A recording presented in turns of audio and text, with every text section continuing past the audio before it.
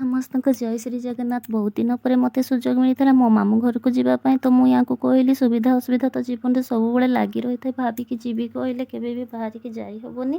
ତ ଡାକିଛନ୍ତି ଯେତେବେଳେ ସୁଯୋଗ ମିଳିଛି ଚାଲ ବୁଲି ଆସିବା।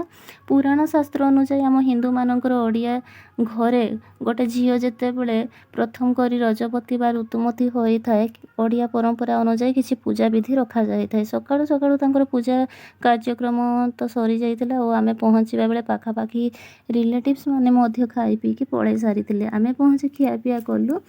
ତାପରେ ରାନୀକୁ କହିଲି ଯେ ଅନୁମାନରେ ଡ୍ରେସ୍ଟା ତୁ ନେଇକି ଆସି ଟିକେ ହେଉଛି କି ନାହିଁ ଦେଖ ପିନ୍ଧିକି ବୋଲି। ସେ ପିନ୍ଧିକି ଦେଖିଲା। ତାପରେ ଆଉ କିଏ କ'ଣ ଆଣିଦେଇଛନ୍ତି ଡ୍ରେସ୍ ସବୁ ବାହାର କରିକି ଦେଖାଉଥିଲା ମୋତେ। ଆମର କ୍ୟାମେରାମ୍ୟାନ୍ ମୌସୁମୀ ଯିଏକି ଭିଡ଼ିଓ କମ୍ ଡ୍ୟାନ୍ସ ବେଶୀ କରୁଛି ବୋଧେ, ସେଥିପାଇଁ ଭଲ ଆସୁନି, ଭିଡ଼ିଓ ଖାଲି ହଲୁଛି।